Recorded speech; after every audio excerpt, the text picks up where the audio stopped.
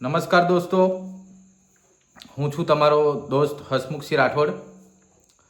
દોસ્તો, આજે એક અગત્યની વાત તમને જણાવવા જઈ રહ્યો છું અને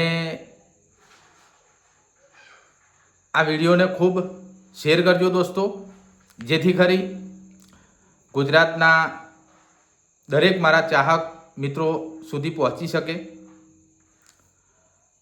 દોસ્તો, તારીખ 11/2/2026ના રોજ સાંજના 4 વાગે સ્માર્ટ મીટર લગાવવાની પ્રક્રિયા ચાલુ હતી મારા ગામમાં ઇલીગલી. તો મેં એક જાગૃત નાગરિક તરીકે અને ગામના નાગરિક તરીકે મેં આ સ્માર્ટ મીટર વિશે જે MGVCLના કોન્ટ્રાક્ટ પદ્ધતિ ઉપર જે કામ કરતા વ્યક્તિઓ જે મીટર લગાવી રહ્યા હતા તેમને મેં સવાલ કર્યો કે તમે આ જે સ્માર્ટ મીટર લગાવો છો તેની ગ્રામજનોને જાણ કરી છે અથવા ગામમાં કોઈ મીટિંગ અથવા કેમ્પ યોજવામાં આવ્યો છે તમારા દ્વારા? તો તેનો વિડીયો સમગ્ર આપ મિત્રોએ પણ નિહાળ્યો છે. તો પછી મેં એવું કહેતા અને તે 20 જેટલા સ્માર્ટ મીટર તે લોકો મૂકીને જતા રહ્યા હતા. ત્યારબાદ તે સ્માર્ટ મીટરને મેં સહી જગ્યા ઉપર તેને મૂકી દીધા. ત્યારબાદ તારીખ 17/2/2026ના રોજ તે સ્માર્ટ મીટર લગાવ્યા ઇલીગલી. તેના અનુસંધાને મેં MGVCL કાલોલ ખાતે માહિતી અધિકાર અધિનિયમ 2005 એક્ટ હેઠળ RTI કરી સાંજના 3:30 થી 4 વાગ્યાના સમયમાં. તો તે જ દિવસે દોસ્તો, તે જ દિવસે 17/2/2026ના રોજ સાંજે 3:30 થી 4 વાગ્યાના સમયગાળામાં મેં RTI કરી કાલોલ MGVCL ખાતે. તો તે જ દિવસે સાંજે 6:05 મારા ઉપર કાકનપુર પોલીસ મથકે ગુનો નોંધાય છે અને ગુનામાં કલમ 308/2 હેઠળ મારા ઉપર ગુનો નોંધાય છે. ત્યારબાદ એ ગુનો નોંધાયા પછી મારા ઘરે 35(2) મુજબ નોટિસ આવે છે. તો નોટિસના અનુસંધાને દોસ્તો હું 24 તારીખે બપોરે 24/2/2026ના રોજ બપોરે હું કાકણપુર પોલીસ સ્ટેશનમાં હાજર થઉં છું. તો ત્યાં મારી પૂછપરછ થાય છે. ત્યારબાદ મને સ્માર્ટ મીટરનું પૂછવામાં આવે છે. તો સ્માર્ટ મીટર જે 20 મેં સહી સલામત જગ્યાએ મૂક્યા હતા તે લઈને હું કાકણપુર પહોંચ્યો છું અને જે 20 સ્માર્ટ મીટર હતા એ ત્યાં પરત કરો છું પોલીસ સ્ટેશનમાં. ત્યારબાદ MGVCLના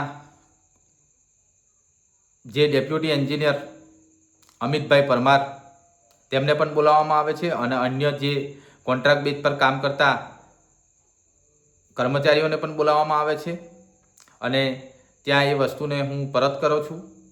ત્યારબાદ તમે સમજો મિત્રો કે 11 તારીખનો બનાવ 17 તારીખે મારા ઉપર FIR નોંધાય છે.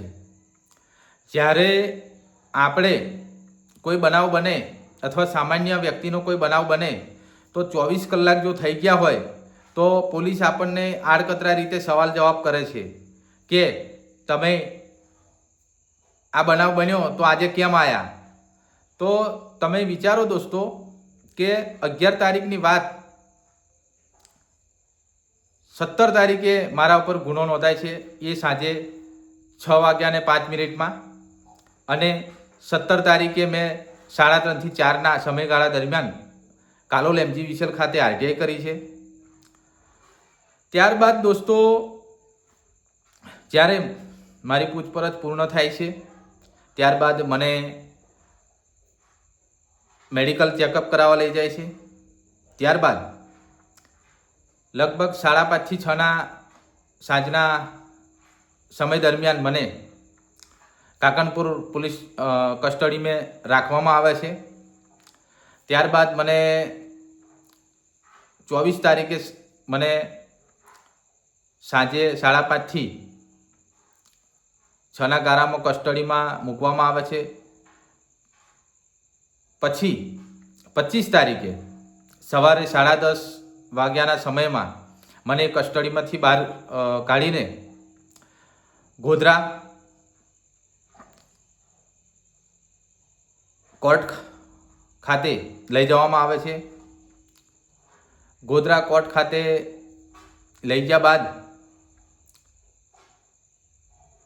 મને ત્યાં હાજર કરે છે.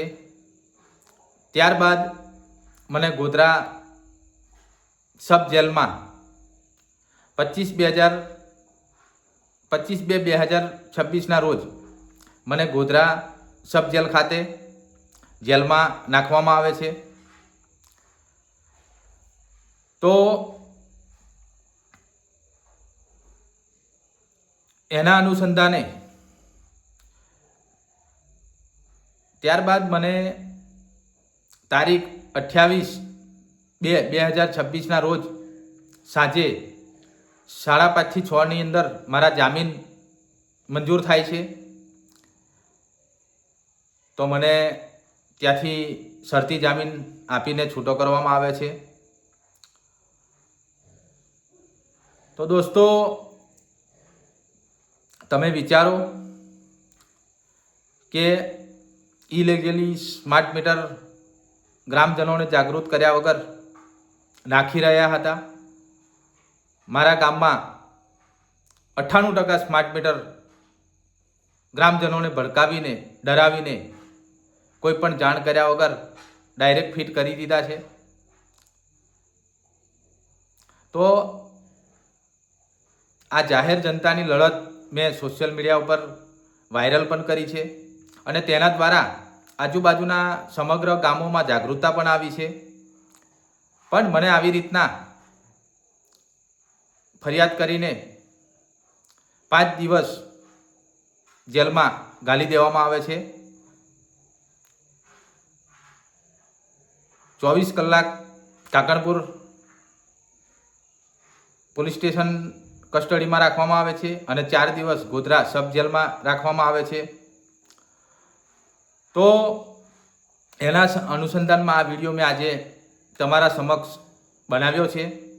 કારણ કે ઘણું બધું માનસિક તણાવ અને એ હોવાથી મેં તમને જણાવી શક્યો ન હતો દોસ્તો.